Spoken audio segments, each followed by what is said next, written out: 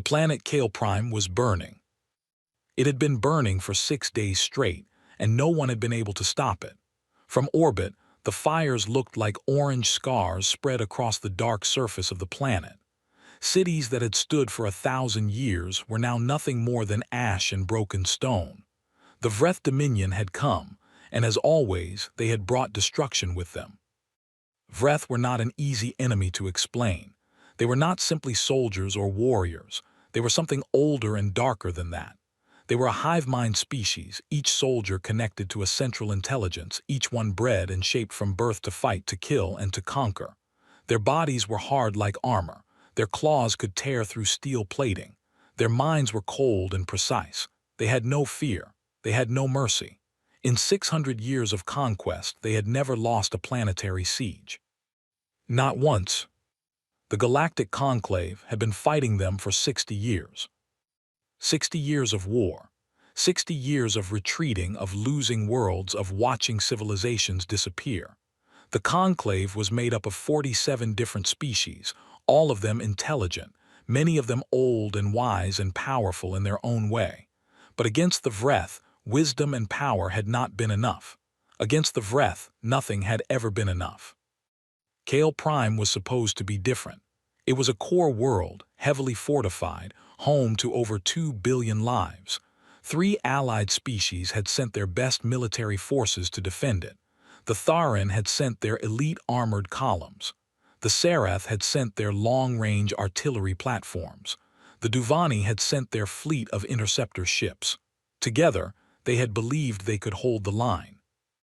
The Vreth shattered that line in 48 hours. Now, the Conclave's high command sat in emergency session aboard their command station above the planet. The mood in the room was beyond despair. Generals and admirals who had spent their entire careers in war sat silently, staring at maps that showed red spreading across the surface of Kale Prime like blood spreading through water. It was Tharan Admiral Shaveth who finally spoke. He was old, even by Tharan standards. His gray-scaled face was carved with lines of age and experience. He had fought in 30 campaigns. He had lost more than he had won. He looked around the room at the faces of his colleagues and saw what he had feared most. They had run out of ideas. "We have one option remaining," he said. His voice was low and steady, even though his hands were not. "The humans have offered assistance." The room changed, not loudly. There were no shouts or arguments, but there was a shift, a collective discomfort, the kind that moves through a room like a cold wind. Humanity was new to the Conclave. They had joined only 11 years ago, a small and strange species from a single blue planet on the edge of the known galaxy. Most of the older species viewed them with a kind of polite distance. They were short-lived, emotional, and chaotic. Their technology was decent but not exceptional. Their population was large, but their military had never been tested against anything like the Vreth. Many in the Conclave felt that accepting human help was an act of desperation, so complete it was almost embarrassing. But Shaveth was past embarrassment. He was thinking about 2 billion lives on the surface below him. "What exactly are they offering?" asked General Ferrith of the Serath. His 4 eyes narrowed with suspicion. "A specialist unit," Shaveth said. "That is all they called it, a small specialist unit." Ferrith made a sound that in his species meant something close to a laugh. "A specialist unit, against 40,000 Vreth soldiers and 3 siege carriers. How many are in this unit?"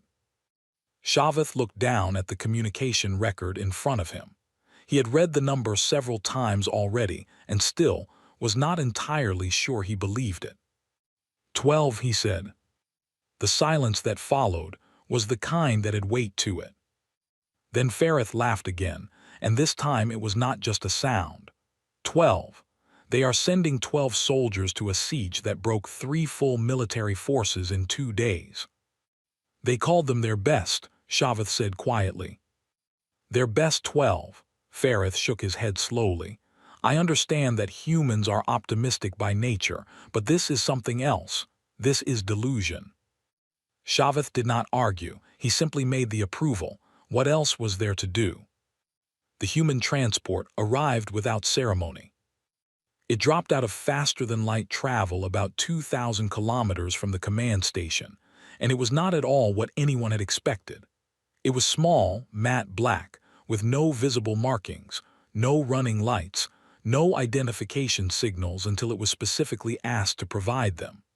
It looked, to the Tharan officers who first spotted it, like a shadow that had decided to take a shape. It docked quietly. 12 humans walked off the ramp. Shavath had reviewed human physical profiles before they arrived. He knew that humans were considered medium-sized by galactic standards, bipedal with soft skin and no natural armor. He had expected them to look fragile. And in a way they did. They had no exoskeleton, no visible biological weapons, no enhanced limbs. But there was something else, something that was harder to name. They moved differently than he had expected. There was no wasted movement in any of them. Every step was placed with a kind of quiet certainty, like each of them had already calculated exactly where they needed to be and was simply executing that plan. Their eyes moved constantly, scanning rooms, checking angles, noting exits, watching everything without appearing to watch anything. They were dressed in dark, layered gear that carried equipment Shavath's intelligence team had not been fully able to identify. They carried weapons that looked compact but heavy with purpose. They spoke to each other in short, clipped phrases. Some did not speak at all. Their leader stepped forward. She was not the largest of the group, but she was the one the others oriented around, the way smaller ships orient around a station. Her name, according to the file, was Master Sergeant Dara Kale. She had dark eyes that were calm in a way that felt less like peace and more like deep water still on the surface, with unknown things moving below. She looked at Shavath and gave a short, respectful nod. "Admiral," she said, "we'd like to see the terrain maps, the Vreth force distribution, and whatever sensor data you have on their command structure. As soon as possible, please." Not a greeting, not a speech, a request for information. Shavath found himself responding before he had consciously decided to. He led them to the briefing room. For 6 hours, the 12 humans studied the maps and said almost nothing. They passed data tablets among themselves. A few made small marks on physical paper, actual paper, which several conclave officers found oddly fascinating. One of them, a very large human with a blonde beard and quiet eyes, sat on the floor instead of a chair and ate something from a small packet without looking up from the map he was reading. General Ferrith stood in the doorway of the briefing room for a while, watching them. He was looking for something, some sign of the confidence that would justify sending 12 beings into a war that had consumed armies. He did not find it. They did not look confident. They did not look afraid either. They simply looked busy. At one point, a young Tharan officer named Velash, assigned to observe the humans and report on their behavior, leaned close to Sergeant Kale and asked, carefully, what their plan was.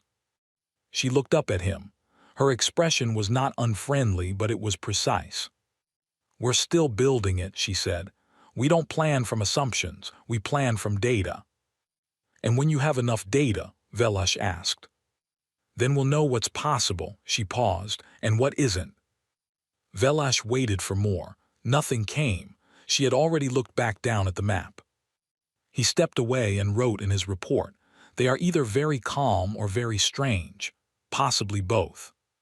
At the 6-hour mark, Sergeant Kale stood up.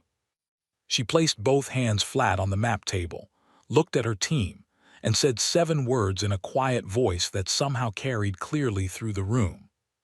"All right, we know what we're doing." The others began to move. Equipment was checked. Communications were tested. Small items were passed between team members, things Velash could not fully identify, but which were handled with the care people reserve for things they depend on completely. General Ferrith appeared in the doorway again. He looked at the 12 humans preparing to descend to the surface of a burning planet to face 40,000 of the most dangerous soldiers in the known galaxy, and he felt something he had not expected to feel. Not confidence, not yet. Something smaller than that, something that sat in his chest like a warm stone. He had fought in many wars. He had seen many different kinds of soldiers prepare for battle.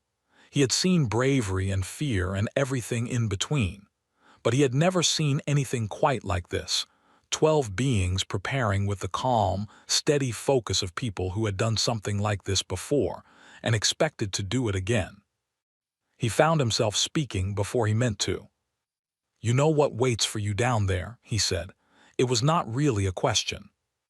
Sergeant Kale looked at him. "Yes." "And you are not," he paused, searching for the human word, "afraid." She considered the question seriously, which he had not expected. "Fear is a tool," she said at last. "We use it, we don't let it drive." Ferrith stood there for a moment after they left. Then he turned to Velash and said, very quietly, "I do not know if they are brave or if they are broken." Velash watched the humans board their insertion craft. "I am not sure," he said, "that there is a difference." The black transport descended into the smoke and fire of Kale Prime. In the Vreth command tent on the surface, a sensor operator noticed 12 new human life signs entering the exclusion zone. He flagged it, as protocol required.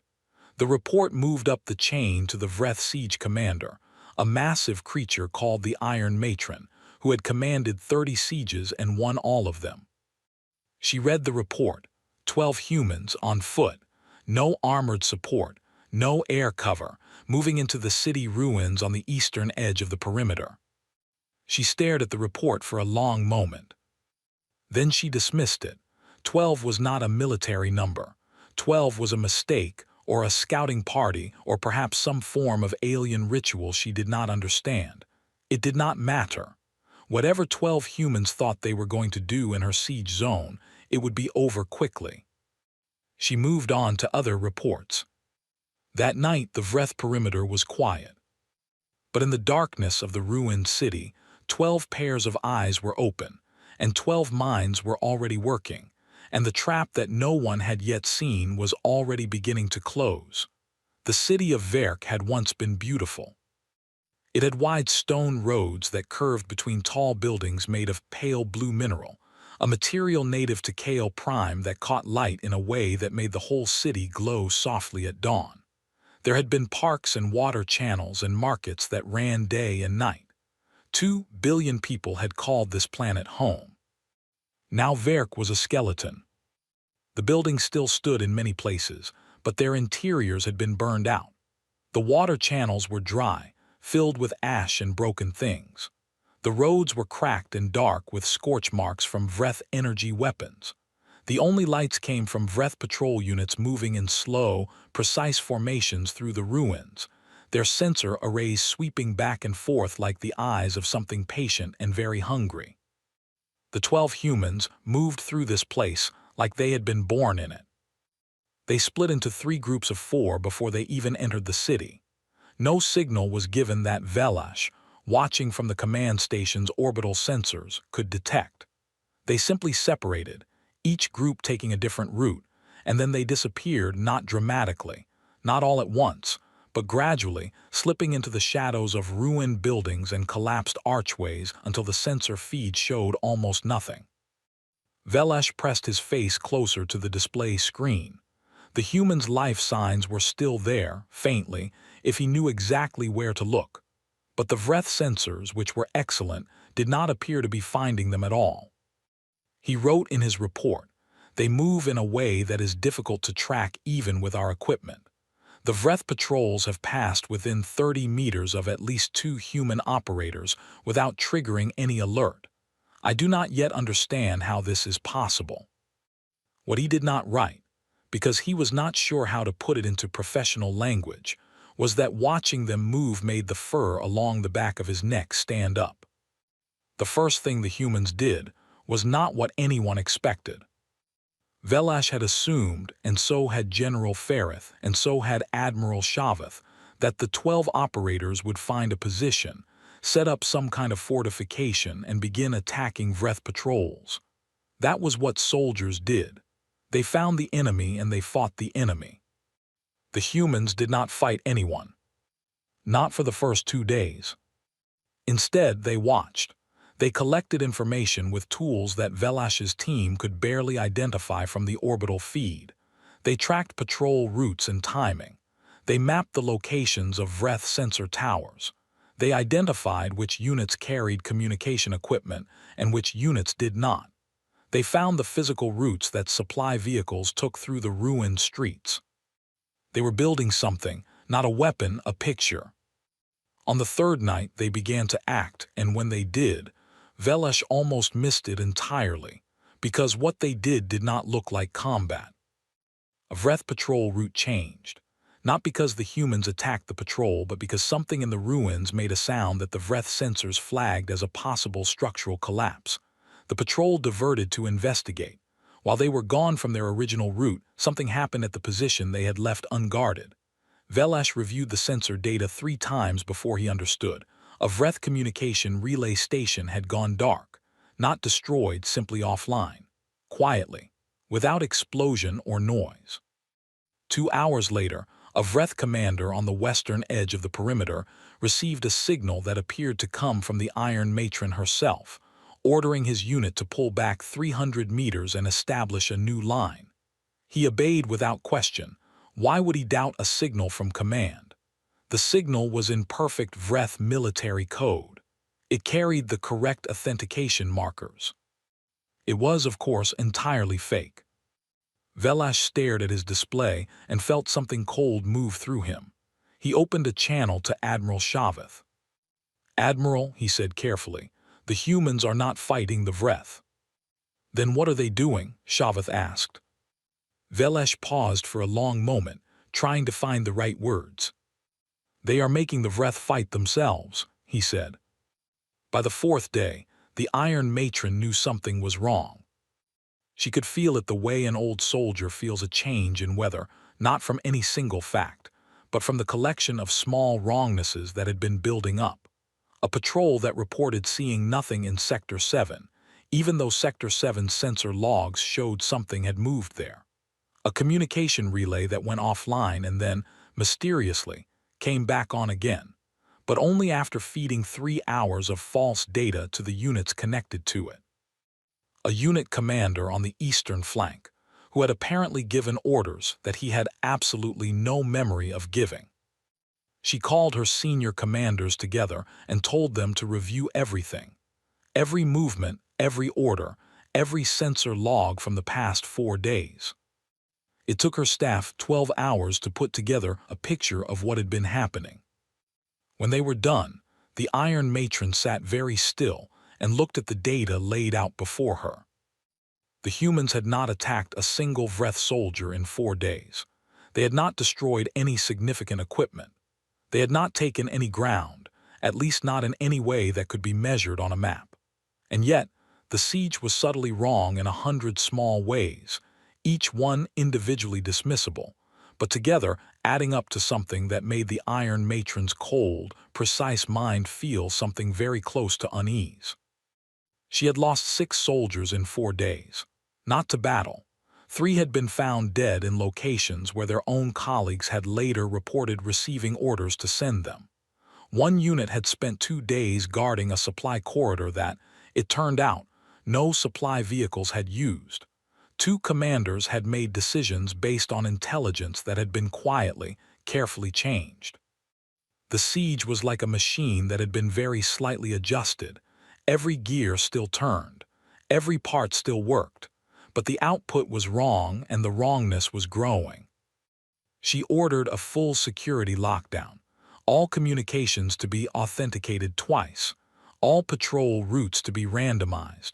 All unit commanders to operate under the assumption of infiltration. Then she looked at her intelligence officer and asked the question that had been building for days. "Where are they?" He had no answer. On the 5th night, Velash saw something that he would not forget for the rest of his life.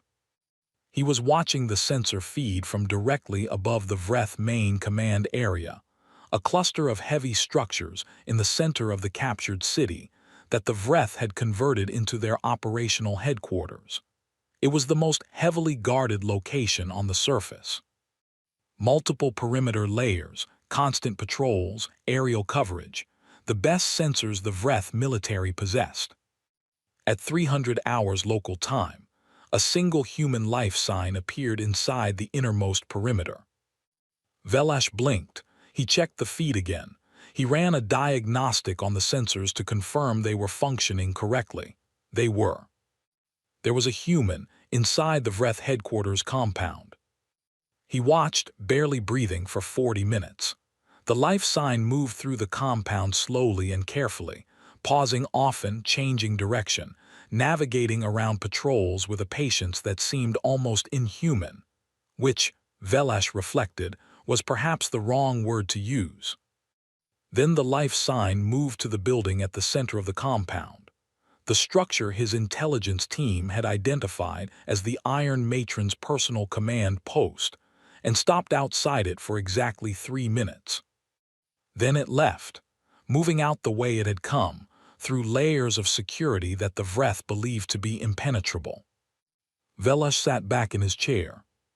He reported what he had seen to Admiral Shaveth, who asked the obvious question: what were they doing in there? Velash did not know. He would not find out until later. What the human had done in those 3 minutes outside the Iron Matron's command post was not destructive. It was something smaller and, in its way, far more frightening. The operator had placed a device the size of a fingertip on the exterior wall of the building. A device that would, over the next 72 hours, record every sound and vibration that passed through that wall and transmit it in compressed bursts during the few-second windows when the Vreth communication arrays were cycling between frequencies. Every order the Iron Matron gave, every plan, every response to everything the humans were doing. They were not just watching the Vreth, they were reading the Vreth's mind. On the morning of the 6th day, the Iron Matron's senior intelligence commander was found by his own troops. He was alive. He was uninjured in any physical sense that medical scans could detect. He was sitting in the corner of his office, his back against the wall, his knees drawn up to his chest, making a sound that his staff had never heard a Vreth make before. He was refusing to speak. He was refusing to look at anyone. When his officers tried to help him stand, he made the sound louder. Eventually, they left him there and carried on without him. No one knew what had happened to him. No cameras had recorded anything in his office during the night. No sensors had detected any unauthorized presence. His door had been locked from the inside. He had simply been found like that in the morning, rocking back and forth, and whatever he had seen or experienced during the night had reached into the place inside him that the Vreth believed they had engineered out of existence, the place where fear lived. The report of his condition reached the Iron Matron's desk within the hour. She read it twice. Then she set it aside and called her second-in-command. "Double the guard on all senior command personnel," she said. Her second-in-command asked if she believed they were under a targeted assassination campaign. She was quiet for a moment. "No," she said. "I believe we are under something else. I do not have a word for what it is yet." In the ruins above the underground tunnels on the eastern side of the city, Sergeant Kale sat with her back against a broken wall and ate from a ration packet while reviewing the data that had come in from the listening device. She read quietly. Around her, the team rested in shifts.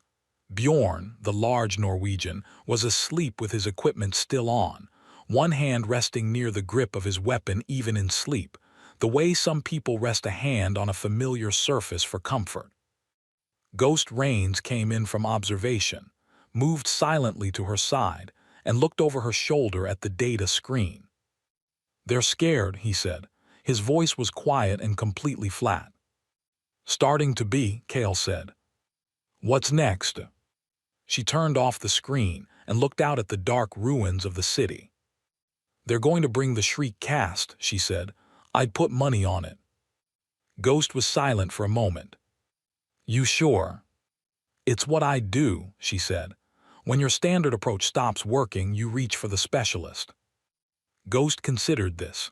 Then with a small, dry expression that was almost a smile, "Good." Kale looked at him. "Get some sleep," she said. "We're going to be busy." She was right. 36 hours later, 3 Vreth transport ships descended through the atmosphere of Kale Prime, carrying cargo that made even the Iron Matron's commanders step back when the holds were opened. The Shriek cast had arrived. And in the ruins of the city below, without being told, without needing to be, the 12 humans were already preparing to meet them. The Shriek cast were the Vreth Dominion's answer to a question no one had wanted to ask. The question was this: what do you send when your regular soldiers are not enough? The Vreth had been engineering life for 600 years. They understood biology the way other species understood mathematics, as a language that could be used to build almost anything. And the Shriek cast were one of their finest constructions, not built for open battle, not built for sieges or fleet combat or the long grinding work of conquest, built for one thing only: to hunt. They were tall, lean things, with too many joints in their limbs and a posture that never quite looked right, like the body had been assembled by someone who had only read a description of a living creature and never actually seen one. Their heads were narrow and long, with hearing organs that could detect a heartbeat through solid rock at 50 meters. Their eyes saw in multiple spectrums that most species did not even have names for. They had been engineered to produce a subsonic sound from deep in their chest cavities, a low, pulsing frequency that most biological nervous systems responded to with immediate, overwhelming terror. Not fear, terror, the kind that made armies drop their weapons and run, the kind that made trained soldiers curl up and stop functioning. Every species in the conclave had case files on Shriek cast encounters. The files were not pleasant reading. There were records of entire platoons found having run until they died from exhaustion. Records of fortified positions abandoned not because of gunfire, but because the occupants heard something in the dark and broke completely. Records of soldiers who survived Shriek encounters but never fully returned to themselves afterward. The Conclave's Behavioral Institute had concluded, after extensive study, that there was no reliable counter to the Shriek cast's fear emission. No training could override it. No drug suppressed it reliably. It operated below the level of thought, at the base level where a body simply decides it needs to survive, and all higher functions are pushed aside to make room for running. The conclusion in their final report had been grim. Shriek cast encounters are to be avoided. Engagement is not recommended. Velesh read that report 3 times on the morning the Shriek cast arrived on Kale Prime. He read it because Sergeant Kale had somehow known they were coming. How she had known, he still did not entirely understand, though he suspected it had something to do with the small device that had been placed on the Iron Matron's command post. And she had calmly informed him, via the tight band communication channel they shared, that the team would be moving underground to prepare for engagement. Velash had asked carefully whether Sergeant Kale was aware of the Conclave's official recommendation against engaging the Shriek cast. There had been a pause on the channel. "I'm aware," she said. Another pause. "We appreciate the concern," she added, and the channel had closed. Velash had sat there for a while after that. Then he had opened his report file and written, "The humans intend to engage the Shriek cast in the underground tunnel network beneath the city. I have advised them of the Conclave's recommendations. They acknowledged the information and proceeded anyway. I do not know what to make of this. I am not sure whether to be hopeful or to begin composing statements of condolence." He decided in the end not to compose the condolence statements yet. He would wait and see. The underground tunnel network beneath Verk City was a vast, old system. It had been built over many centuries, first as water infrastructure, then as transport, then as emergency shelters. In places, the tunnels were wide enough to move vehicles through. In other places, they narrowed to crawl spaces that required a person to move on their hands and knees. The lighting had failed weeks ago when the Vreth bombardment took out the city's power grid. And now the tunnels were completely dark, the kind of dark that has texture, that presses against your eyes and makes your other senses reach outward nervously. The Vreth chose the tunnels for the Shriek caste because of exactly that darkness. The Shriek caste did not need light. Their hearing and other senses made light unnecessary, and in confined dark spaces, their fear emission was amplified by the enclosed acoustics. Sound bouncing off stone walls in every direction. No escape route. Nowhere for the prey to run except deeper into the dark, which was where the Shriek caste wanted them. The Iron Matron sent 12 of them underground. She thought 12 for 12. It seemed appropriate. For the first hour, nothing happened. Velash watched his sensor feed with the intensity of someone who understood that what he was seeing might be the last moments of the only 12 humans on the planet. The Shriek caste life signs moved through the tunnels with slow, hunting patience. The human life signs were stationary, waiting in 3 separate positions, spread through the tunnel network in a pattern that Velash tried to understand but could not fully map. Then the Shriek caste found the first human position. 6 of them converged on it from 3 different tunnel branches, moving with the coordinated silence of things that had done this 1,000 times before. They were 30 meters out. 20. They opened their chest cavities and began the sound. Velash braced himself. He had seen the reports. He knew what happened next. What happened next was not in any report he had ever read. The humans did not run. They did not collapse. They did not freeze. Their life signs visible on his sensor feed stayed exactly where they had been. Their readings, he had access to basic biometric data through the suit sensors, showed elevated heart rates, elevated cortisol, elevated adrenaline. They were feeling it. Whatever the Shriek caste was putting into the dark, it was reaching them. And they stayed and they worked. Velash did not have visual access to the tunnels. He had sensor data and audio fragments, enough to get pieces, not the whole. What he received over the next 11 minutes was a collection of sounds and readings that he spent years afterward trying to fully organize in his mind. There was the sound of the Shriek caste's emission. He could detect it even on the audio sensors, a low hum that made the pickup equipment rattle slightly. There was the sound of movement in the dark, fast, careful movement. There were sounds he could not identify, not weapons fire, not explosion, not the physical impact sounds of direct combat. Something else. He would later describe them to the Behavioral Institute as controlled sounds, sounds with purpose. And then at the 11-minute mark, the Shriek caste stopped emitting. It did not fade, it did not slowly decrease. It simply stopped the way a machine stops when its power is cut. And Velash, who had been listening to that low hum through his equipment for nearly 12 minutes, felt the absence of it as something physical, a hole in the audio where something had been. 6 hours passed. Velash did not leave his station. He barely moved. Admiral Shaveth came and stood behind him for a while without speaking, watching the sensor feed.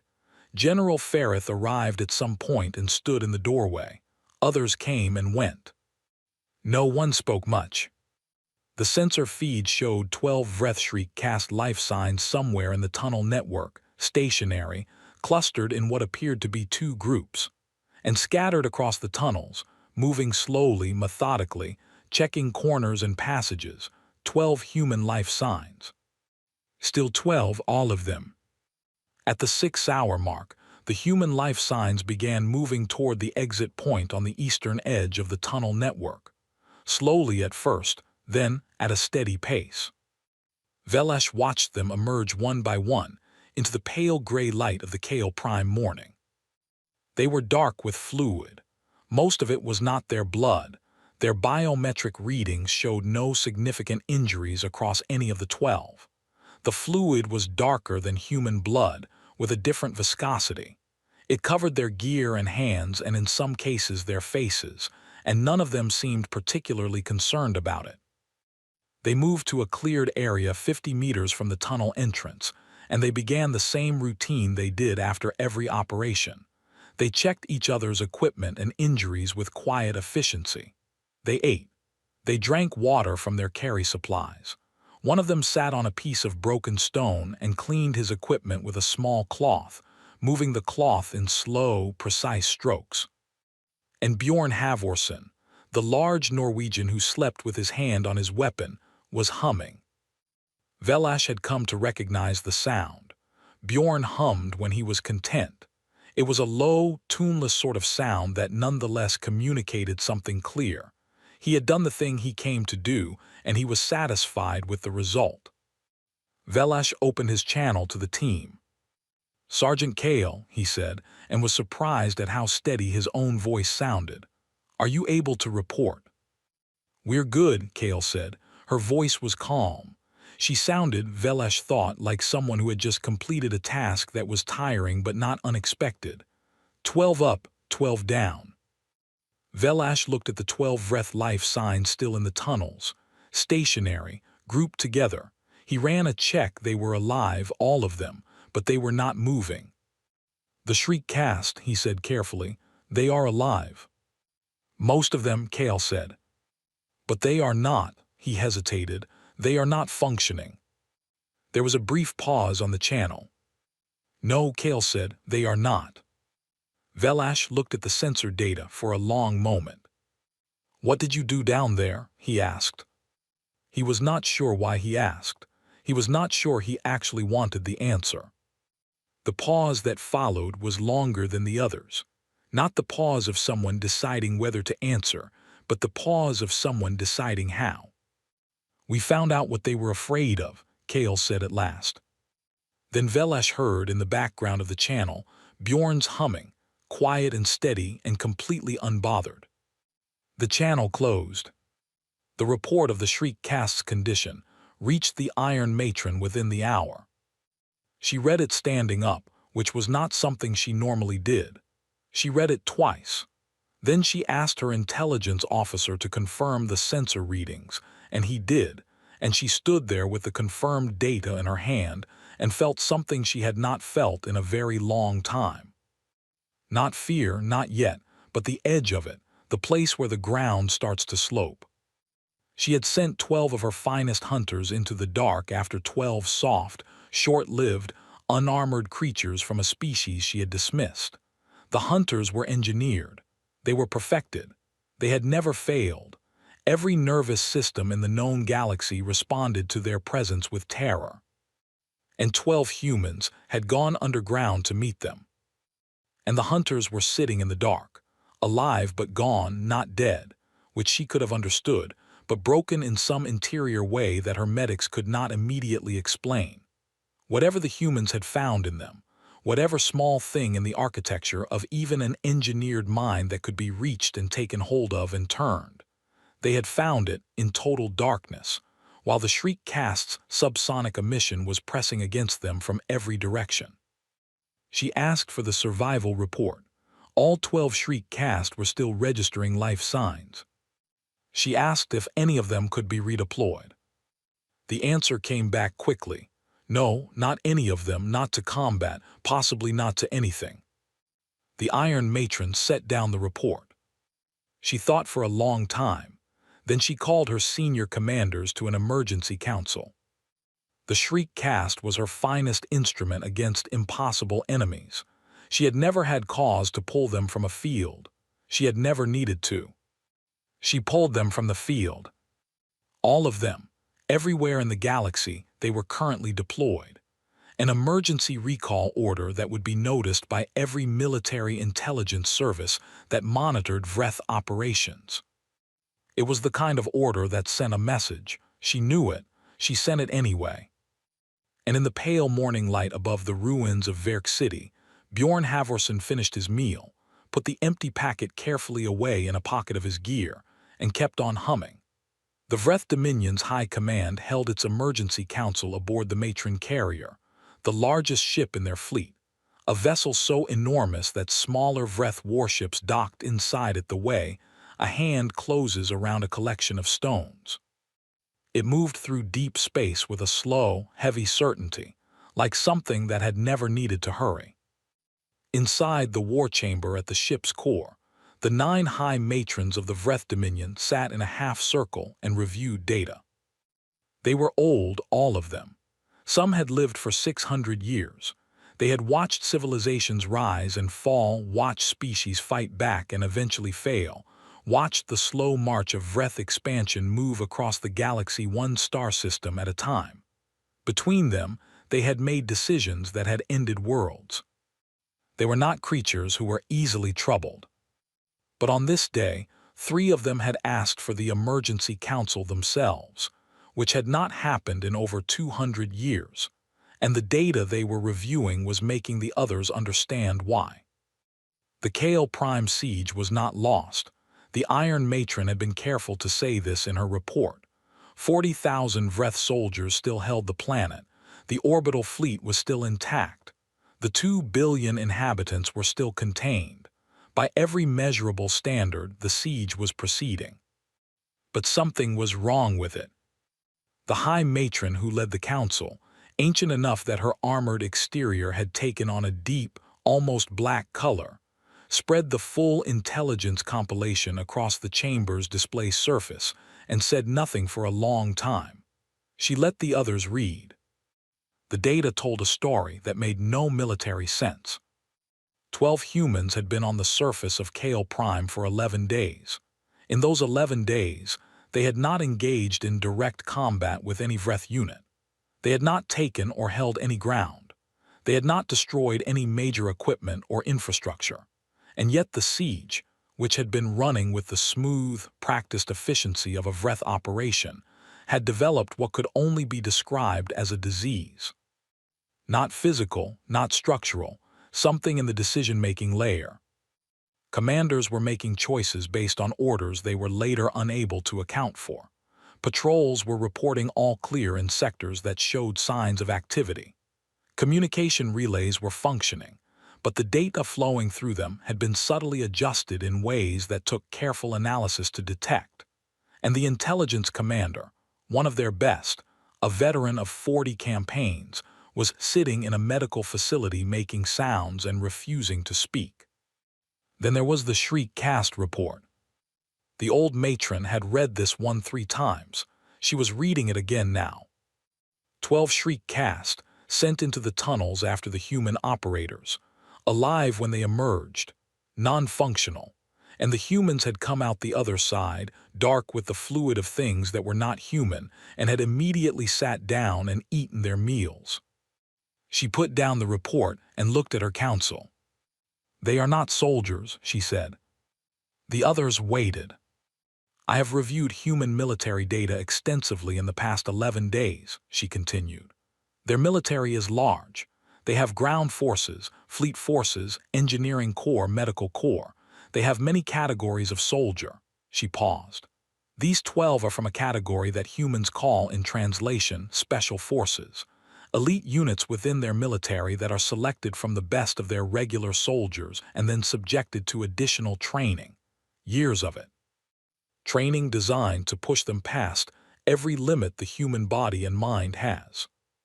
Another matron spoke. "What does this mean for the siege?" "It means," the old one said, "that we have been watching the wrong thing. We have been watching 12 individuals and thinking about what 12 individuals can do." She folded her old hands carefully. "We should have been asking why a species sends 12 individuals to a 40,000-soldier siege in the first place." "Silence." "These are not their army," she said. "These are the ones their army produces perhaps 12 of in a good year, the ones selected for selection programs, beings who have spent years being broken and rebuilt specifically to function in conditions that would destroy normal soldiers." She looked at the report of the Shriek Cast encounter.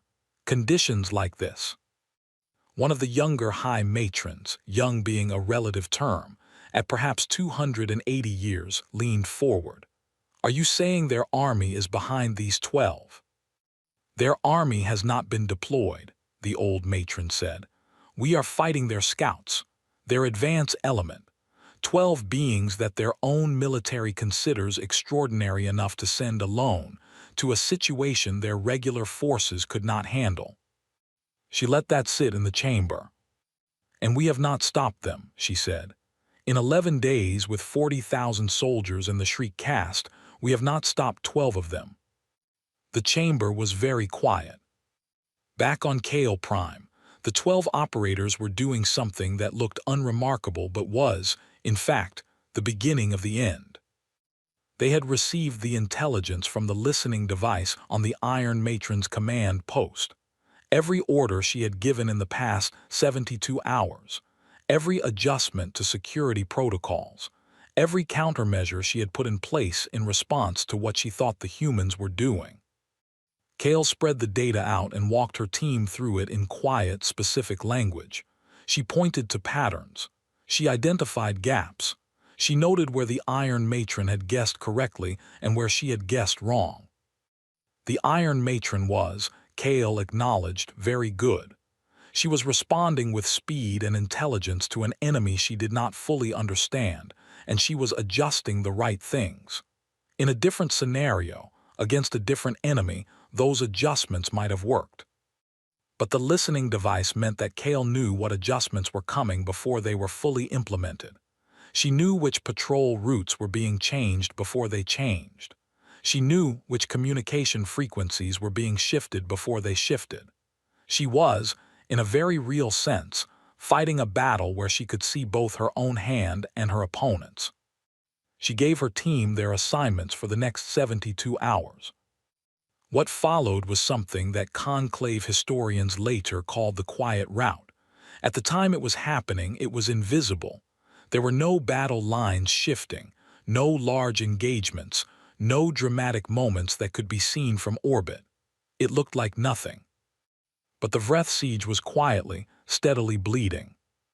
Units that were meant to reinforce certain positions never arrived, not because they were attacked, but because a series of small, cascading errors in their orders sent them to the wrong locations.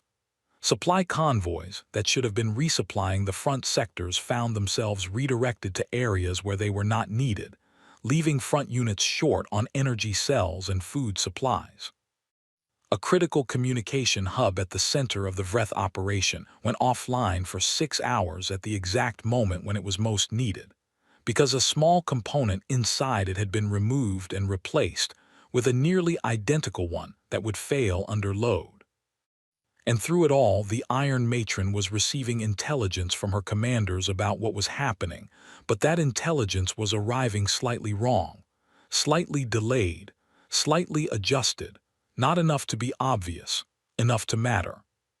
She was trying to see the battlefield through a window that had been subtly warped, and every decision she made based on what she saw was slightly off from what it needed to be. She knew it. That was the worst part. She could feel the wrongness in her operation the way you can feel a bone that has been reset but not quite correctly. Everything worked. Nothing worked quite right. She began a staged retreat from 3 sectors. She told herself it was tactical repositioning, which it was, partially. She was pulling units back to consolidate them, to create a stronger defensive core that would be harder to manipulate. It was a sound military decision. But it was also, though she would not have said this aloud, a response to something she could not name, a feeling that had been building in her for 11 days, a pressure from a direction she could not identify, something that made her want to pull her forces closer together, the way a living creature pulls in its limbs when it senses danger from all sides. Conclave Command celebrated the retreat as a victory. Velash watched the celebrations from his station and felt something complicated. He was glad the retreat was happening. He was also aware that Sergeant Kale had specifically requested permission to pursue the retreating forces and been denied. He was aware that Kale had then gone quiet on the communication channel for a while. He was not entirely surprised on the following morning when the human life signs disappeared from his sensors. The 3 days that followed the retreat were not in any Vreth report. They would be pieced together later by intelligence analysts from 5 different species, working from sensor data and the accounts of the few Vreth survivors who were willing to speak. The picture that emerged was this: a retreating army of 40,000. Moving along 3 planned routes toward a consolidation point, began experiencing losses, not from battle, not from any force they could identify or engage. Equipment failed at key moments. Route markers were subtly altered, sending columns down paths that added hours to their travel. Bridges that had been scouted as structurally sound were found on approach to be no longer reliable. Commanders who were supposed to be coordinating between columns stopped communicating, not because the communications equipment failed, but because the signals were being redirected. And through it all, out in the dark between broken buildings and ruined roads, and the ash of a burning city, 12 life signs moved with the patient, unhurried certainty of people who knew exactly where they were going and exactly how much time they had. By the end of the 3rd day, the staged retreat had collapsed into something else. 40,000 soldiers who had begun as a coordinated force were now a fragmented, disoriented collection of units that had lost confidence in their orders, their routes, and most dangerously in each other. The Vreth carrier in orbit above Kale Prime began emergency extraction operations. The siege of Kale Prime was over. It was Velash who intercepted the communication. He almost missed it. It was not sent through any of the standard Vreth military channels. It came through a frequency that was technically open but almost never used, in a cipher that took his team 4 hours to break, not because it was complex, but because it was old, older than the current war. A code that the Vreth had used for a very different kind of message, in an era when such messages were occasionally necessary. When his team finished decoding it and brought it to him, Velash read it once. Then he read it again. Then he sat very still for approximately 3 minutes, doing nothing except processing what he had read. He called Admiral Shavath and General Ferrith to his station and showed them the decoded message on his display. He did not speak while they read it. He watched their faces instead. Shavath's expression moved through several things in quick succession: disbelief, then a careful rereading, then something that was not quite awe but was close to it. Ferrith simply stared at the screen for a long time without moving. The message was addressed not to the Conclave government, not to the Conclave military command, not to any fleet admiral or planetary governor. It was addressed, in a way that was specific and deliberate and clearly intentional, to the 12 humans. And it said, translated from Vreth military code into common galactic language: "We named you, we will remember you. We ask only, do not follow us home." The conclave chamber erupted. Not in celebration, in a kind of stunned, collective noise that was not quite any one emotion but something made from all of them pressed together. In 600 years of Vreth dominion expansion, they had never retreated voluntarily. They had never sent a message like this. They had never acknowledged a smaller force as something worthy of. The word that kept being used in the chamber was acknowledgement.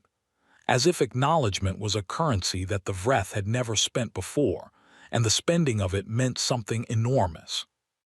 Velash stood at his station and watched the chamber react and thought about 12 people somewhere on the surface below, probably eating from small packets and cleaning their equipment, probably not even aware yet that the enemy they had just pushed off a planet had asked them, specifically and only them, to please stop. He opened his channel to Sergeant Kale. "Sergeant," he said, "there is something you should see." He transmitted the decoded message. There was a long silence on the channel. Then Kale's voice came back, quiet and even. "Noted," she said. Another pause. "Are we being extracted?" she asked. "Yes," Velash said, "as soon as you return to the extraction point." "Copy that," she said. "We're on our way." Velash kept the channel open for a moment longer than necessary. He wasn't sure why. "Sergeant," he said, "how does it feel, knowing that the Vreth sent a message like that?" The pause was longer this time. "It feels like work we did that we won't have to do again," Kale said. "At least not here." The channel closed. In the war chamber of the matron carrier, far above the atmosphere of Kale Prime, the old High Matron was still sitting in the same position she had been in for the past several hours. Her council had departed. The chamber was quiet. She was alone with a display screen showing the withdrawal of her forces from a planet they had held for 11 days before 12 humans had made holding it impossible. She was thinking about what she had said in the council. She was thinking about the word scouts. She was thinking, if these are their scouts and they do this, then what exactly does their army do? She had no answer. For the first time in a very long time, she did not want one. The conclave chamber had not been this loud in 60 years.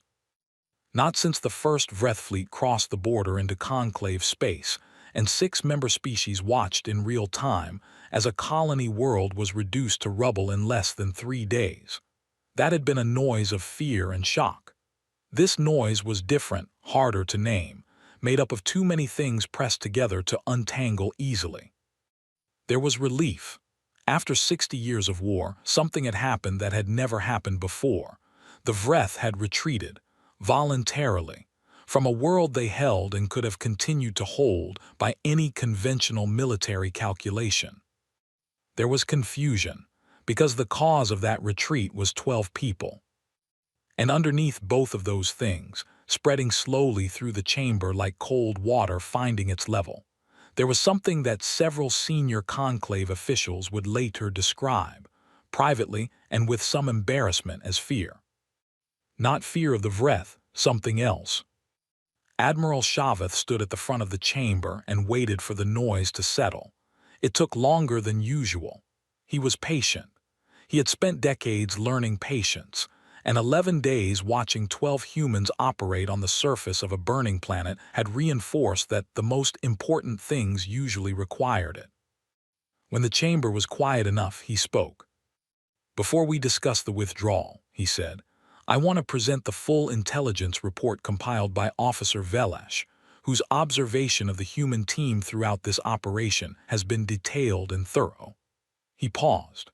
"I want to present it in full because I believe that what happened on Kale Prime is being understood incorrectly, and I think it is important that this chamber understands it correctly before we decide what comes next."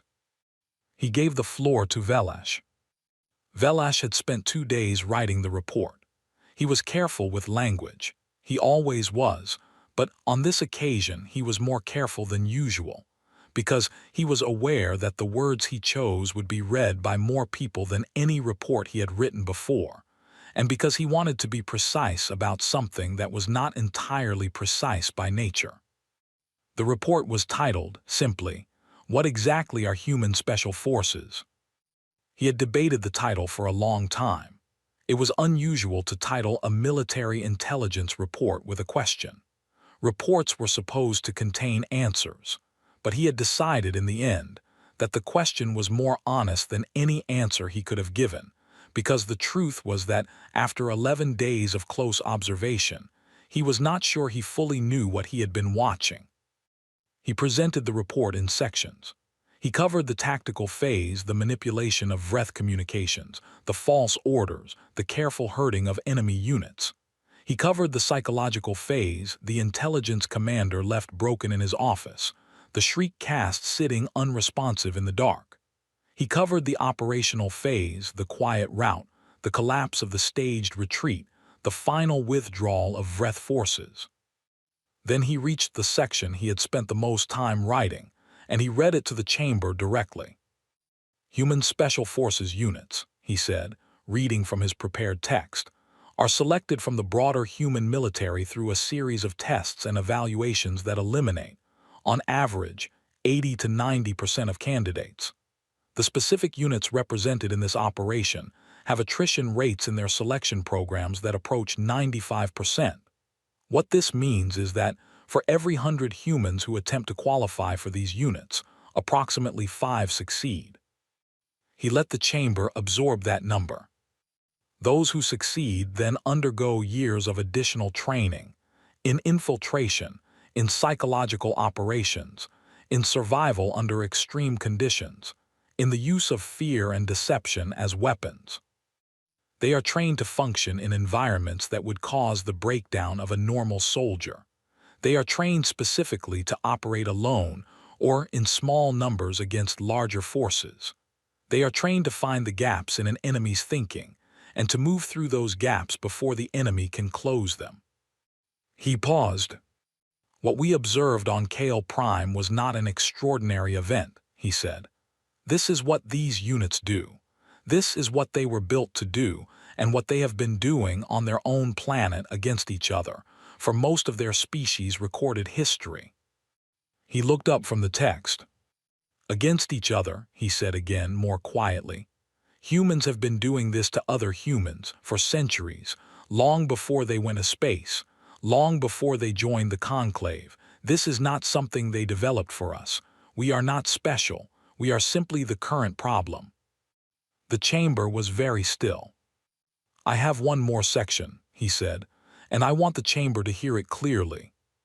He looked back at his text.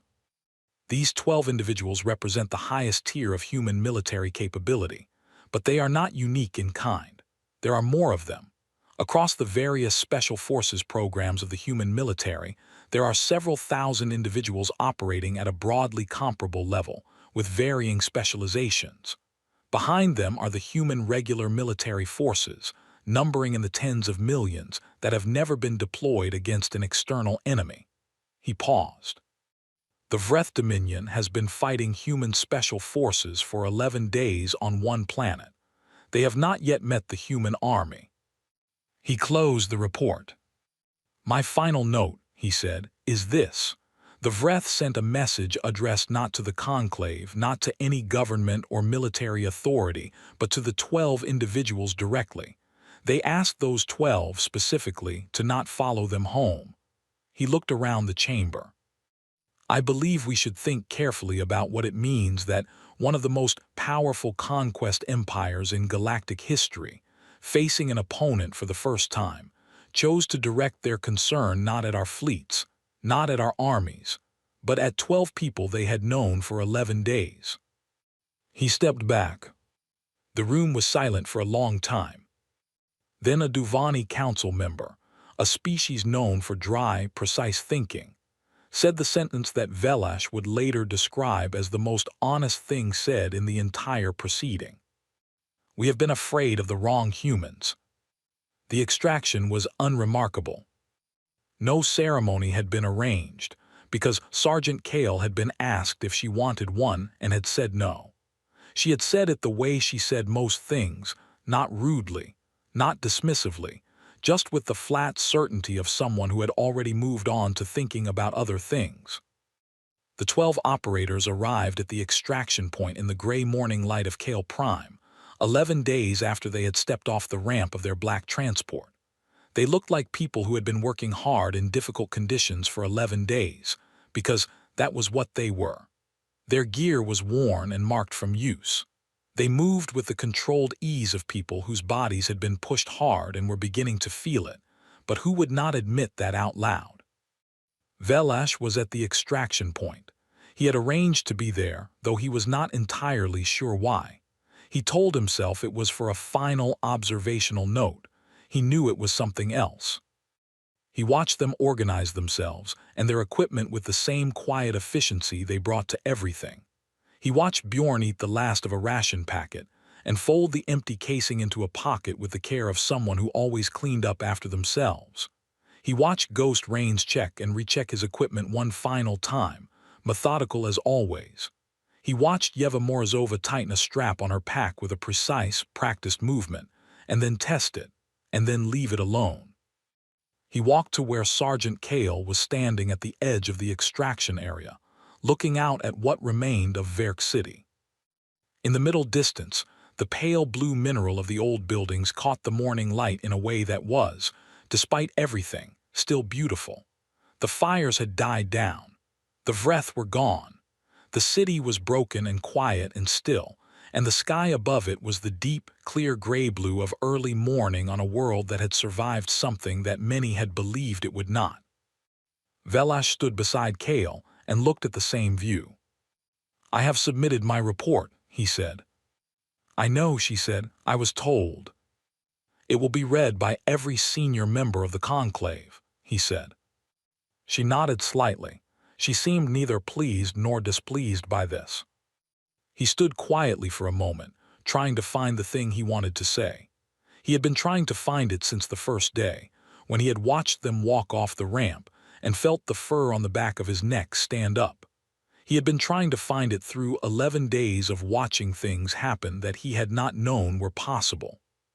"How do you carry it?" he asked. The question came out more directly than he had planned. All of it, everything you have seen and done and become, everything that training does to a person, and then everything that using that training does. How do you carry it and still be, he paused, still be the way you are? Kale turned her head slightly and looked at him. Her dark eyes were calm, the way deep water is calm, not empty, but not disturbed by anything on the surface. She looked at her team. Bjorn, who was humming again. Ghost, who was finishing his equipment check with a faint expression of satisfaction. Yeva, who had found a spot of clear ground and was doing stretches with the focused practicality of someone who understood exactly what her body needed. "We don't carry it," Kale said. She looked back at the city. "We put it down between jobs," she said. "That's the thing. You put it down, you eat something, you sleep, you check your gear. You talk to the people around you about small things, what you're going to eat when you get back, whether Bjorn snores too loudly, who owes who money from the last card game." She paused. "And then when the next job comes, you pick it back up." Velash thought about this.